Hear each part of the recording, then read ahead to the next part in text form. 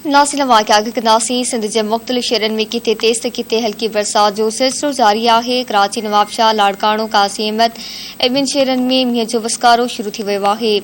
कराची में एयरपोर्ट, कोरंगी, शार फैसल ऐं ॿिनि इलाइक़नि में बरसात जारी आहे। गर्मीअ जो सूर टुटी पियो। टंडो, रहीम, जोही, पकाचांग ऐं ॿिनि इलाइक़नि में बि बरसात जारी आहे। नौशरो, फिरोज़, ब्रियासिटी, खैरपुर ऐं ॿिनि शहरनि में बि ककर वसी पिया।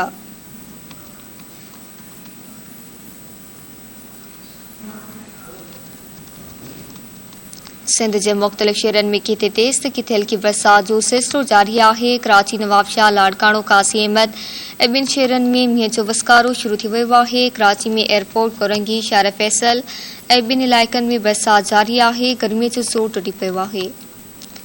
टंडो, रहीम, चोही, पकाचांग ऐं ॿिनि इलाइक़नि में बि बरसात जारी आहे। नौशरो, फिरोज़, ब्रियासिटी, खैरपुर ऐं ॿिनि शहरनि में बि ककर वसी पिया।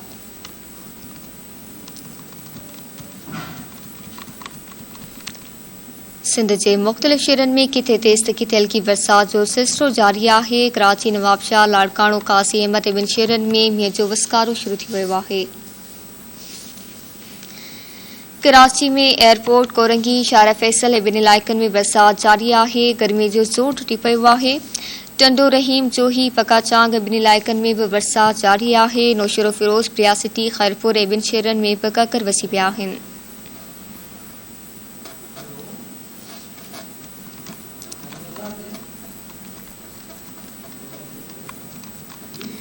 सिंध जे मुख़्तलिफ़ शहरनि में किथे तेज़ त किथे हल्की बरसात जो सिलसिलो जारी आहे। कराची, नवाबशाह, लाड़काणो, कासी अहमद ऐं ॿिनि शहरनि में मींहं जो वसकारो शुरू थी वियो आहे। कराची में एयरपोर्ट, कोरंगी, शार फैसल ऐं ॿिनि इलाइक़नि में बरसात जारी आहे।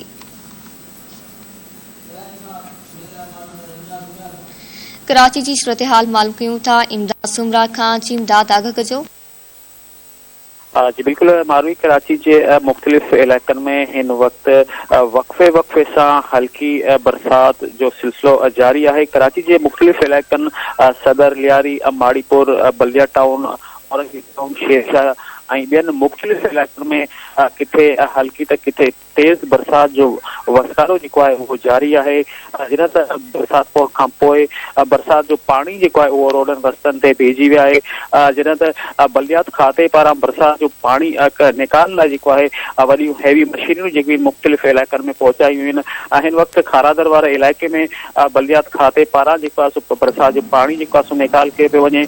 मौसमियात खाते पारां इहो ॿुधायो पियो वञे त 23 खां जेको आहे सो 28 जुलाई ताईं तेज़ बरसात जो वसकारो थींदो। जिन त हिन वक़्तु सिंध सरकार पारां कराची जे मुख़्तलिफ़ इलाइक़नि में बरसात जे पाणी जे निकाल लाइ अहम बंदोबस्त कयो आहिनि। जी महिरबानी इमदाद सुमरा। तफ़सील ॾियण जे लाइ जी नाज़रीन, सिंध जे मुख़्तलिफ़ शहरनि जी सूरत हाल बाबति तव्हांखे आगाह कयूं पिया।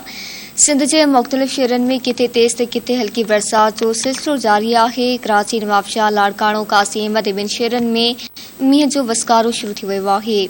कराची में एयरपोर्ट, कोरंगी, शार फैसल ऐं ॿिनि इलाइक़नि में बरसात जारी आहे। जॾहिं त गर्मीअ जो ज़ोर टुटी पियो। टंडो, रहीम, जोही, पकाचांग ऐं ॿिनि इलाइक़नि में बि बरसात जारी आहे। नौशरो, फिरोज़, ब्रियासिटी, खैरपुर ऐं ॿिनि शहरनि में बि ककर वसी पिया आहिनि।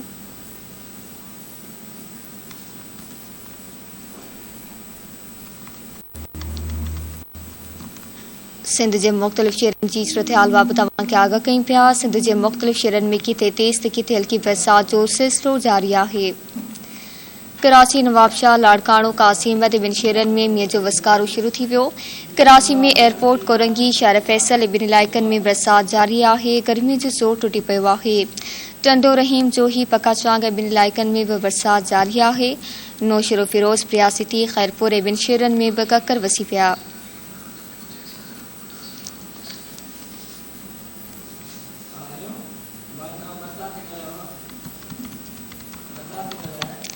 सिंध जे मुख़्तलिफ़ शहरनि में किथे तेज़ त किथे हल्की बरसात जो सिलसिलो जारी आहे। कराची, नवाबशाह, लाड़काणो, कासी अहमद ऐं ॿिनि शहरनि में मींहं जो वसकारो शुरू थी वियो।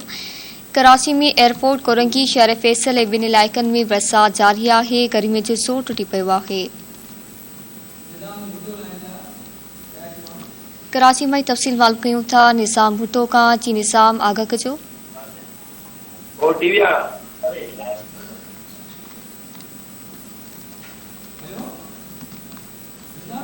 सिंध के मुख्तलिफ़ शहरन में किथे तेज़ तो किथे हल्की बरसात जो सिलसिलो जारी है। कराची, नवाबशाह, लाड़काणो, कासी अहमद ॿिन शहरन में मींहं जो वसकारो शुरू थी वियो। कराची में एयरपोर्ट, कोरंगी, शहर फैसल ॿिन इलाइक़नि में बरसात जारी है। गर्मी जो ज़ोर टुटी पियो है।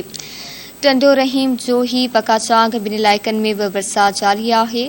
नौशरो, फिरोज, प्रियासिटी, खैरपुर ॿिन शहरन में ककर वसी पिया आहिनि।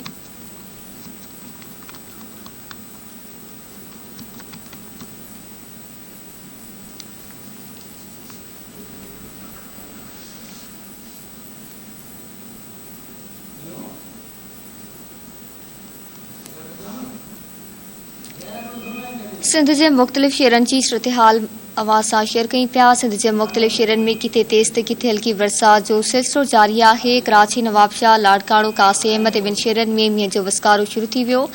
कराची में एयरपोर्ट, कोरंगी, शहर फैसल ॿिन इलाइक़नि में बरसात जारी है। कराची में तफ़सील मालूम कंदासीं निज़ाम भुट्टो का। जी निज़ाम, आगाह कजो।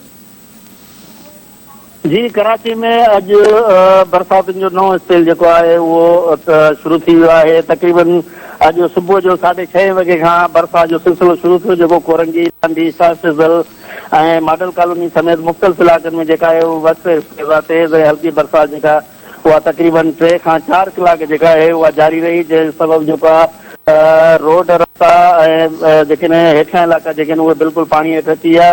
जॾहिं त बरसात जो सिलसिलो ही जो है वो हिन वक़्तु ख़त्म थी चुको है।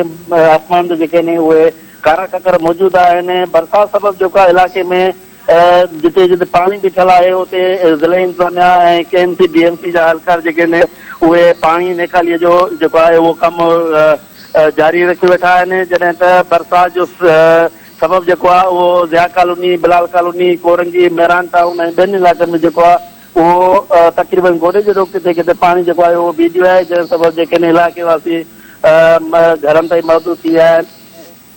जॾहिं त ट्रांसपोर्ट में भी जेका उहा ॾुखियाई अची रही है। गाॾियूं जेके उहे उन हेठियनि इलाइक़नि में जेके उहे नथियूं हली सघनि। जी मेहरबानी निज़ाम तफ़सील जे लाइ। जी नासिर अवां खे आगाह कई पिया। सिंध के मुख्तलिफ़ शहरन में बरसात जो सिलसिलो जारी है। किथे तेज़ तो किथे हल्की बरसात थी रही है। कराची, नवाबशाह, लाड़काणो, कासी अहमद ॿिन शहरन में मींहं जो वसकारो शुरू थी वियो है। कराची में एयरपोर्ट, कोरंगी, शहर फैसल ॿिन इलाइक़नि में बरसात जारी है, जॾहिं त गर्मी जो ज़ोर टुटी पियो। टंडो, रहीम, जोही, पकाचांग ॿिन इलाइक़नि में भी बरसात जारी है।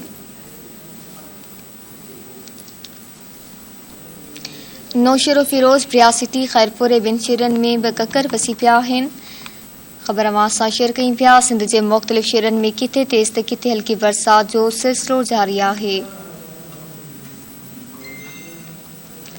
कराची, नवाबशाह, लाड़काणो, कासी अहमद ॿिन शहरन में मींहं जो वसकारो शुरू थी वियो है। कराची में एयरपोर्ट, कोरंगी, शहर फैसल ऐं ॿिन इलाइक़नि में बरसात जारी है। गर्मी जो ज़ोर टुटी पियो है।